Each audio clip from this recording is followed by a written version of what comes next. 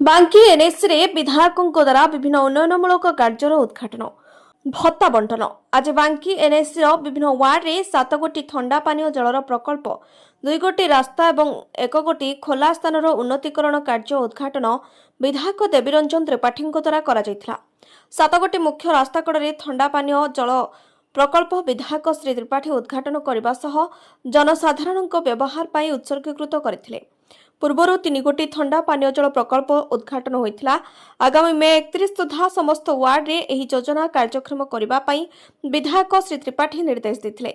सेपरि ward number 10 और 14 रे गोटी रास्ता, वार्ड नंबर 13 रो गोटी खोला स्थान उन्नतीकरण कार्य पई बांकी महाविद्यालय सम्मुख रे करा जायथिला।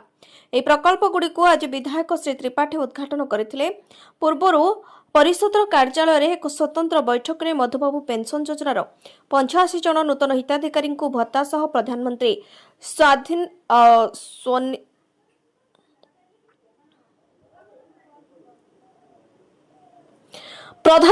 स्वनिधि समृद्धि योजना रे 3 जन उठा दोकानी को ऋण सहायता प्रदान करा जायथिला। नगरपाल श्रीमती माणिक साहू सभापतित्व में अनुष्ठित कार्यक्रम में मुख्य अतिथि भाव में विधायक श्री त्रिपाठी जोग देथिले। उपनगरपाल संतोष कुमार राणा, काउंसिलर सनातन बेहरा, निर्वाही अधिकारी प्रफुल्ल कुमार विश्वाल प्रमुख वक्तव्य प्रदान करथिबा बेले संसद प्रतिनिधि सरोज कुमार सामंतराय धन्यवाद अर्पण करथिले। कटक बांकीरू मानस रंजन साहू को रिपोर्ट, मणिभद्रा खबर। पब्लिक वेलफेयर स्टेट जार बयस अधिक हो सरकार नियम कर भत्ता प्रदान कर विधवा असहाय हो सरकारी सहायता हिसाब से जो आर्थिक राशि प्रत्येक मास प्रदान कर विज्ञापित अंचल परिषद में 85 लोक को आज विभिन्न वर्गर भत्ता बंटन कार्यक्रम सहित ठंडा पानीय जल प्रकल्प पीवा पानी प्रकल्प कोल्ड ड्रिंकिंग वाटर ताहा उद्घाटन होगा सहित रास्ता निर्माण होगा सहित बांकी सब बांकी विज्ञापित अंचल परिषद सब आगे को देखुची विकास पथ अग्रसर होची। कल्याण मंडप ठू आरंभ कर जहाँ बेसिक कम्युनिटीज बांकीर सब बड़ समस्या ड्रेनेज समस्या मास्टर प्लान शेष पर्यायर पहुंची आम ड्रेनेज कम करने सहित बसस्टाण्ड निर्माण करने सहित एनएससी जो सर्व पुरातन गोटे बिल्डिंग रही नूतन भाव निर्माण कर सब प्रकार नक्शा आज बांकी एनएससी साधारण बैठक 27तम साधारण बैठक आहुत होगा सहित वार्षिक बजेट एवं एक्शन प्लान बैठक आह्वान कर से बैठक अनुष्ठित होगा जाऊँगी से अवसर में से अवसर में माननीय विधायकों द्वारा आज किसी उन्नयनमूलक कार्य एवं किसी भत्ता एवं ऋण सहायता बंटन कार्यक्रम बांकी एनएससी पक्षर व्यवस्था करा जायतिला। 7 गोटी जल ठंडा जल प्रकल्प जोटा कि आम निर्वाचन समय प्रतिश्रुति थिला जे अस्थायी जल सेवा केन्द्र बदल में स्थायी भाव आम जल सेवा केन्द्र करूँ। पूर्व गत स्वायत्त शासन दिवस में आम 3 गोटी जल सेवा केन्द्र करूँ और आज 7 गोटी कलु एमती 10 गोटी जल सेवा केन्द्र सरला और आगामी 3-4 दिन भर कि 30 तारीख सुधा अवशिष्ट वार्ड समस्त वार्ड यही ठंडा पानीय जल व्यवस्था हो बांकीवासी कम लगे लोक मैंने निश्चय तार सुफल पाइबे।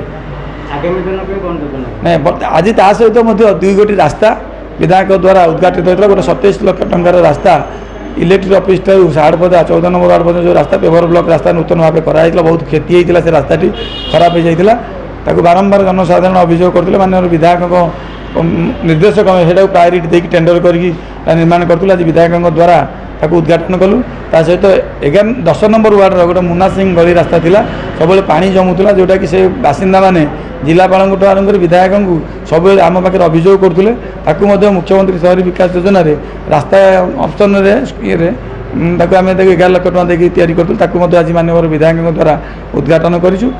मुख्यमंत्री शहरी विकास योजना बांकी महाविद्यालय सम्मुखें खोला स्थान उन्नतीकरण करूँ गेट सम्मुखें जोटा कि आज माननीय विधायक द्वारा उद्घाटन करूँ।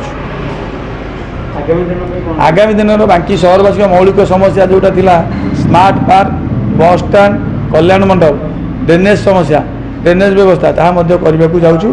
स्मार्ट पार्क आम अक्षय पट्टनायक मार्ग 10 नंबर वार्ड में आम जगह समतुल्य करने सहित पाचेरी करी ओएसआईसी सरकारी संस्था ओएसआईसी की देइतुलु कार्य सरकार देइतिले किंतु से कार्य कर अक्षमता प्रकाश करियारु आमको टंका गत वर्ष एप्रिल मास फेरई देते आम ବର୍ତ୍ତମାନ DPR ପ୍ରସ୍ତୁତ କରି ଟେଣ୍ଡର କରିଥିଲୁ ଏବଂ ୱାର୍କରର ମଧ୍ୟ କାର୍ଯ୍ୟାଦେଶ ଦେଇକି କାର୍ଯ୍ୟ ଆରମ୍ଭ କରିସାରିଛୁ। ସେଥି ବାବଦରେ 84 ଲକ୍ଷ ଟଙ୍କାର ପ୍ରାଥମିକ ଭାବେ ଟେଣ୍ଡର ହୋଇଛି। ଆମର 1.5 କୋଟି ଟଙ୍କାର DPR କରିଥିଲୁ।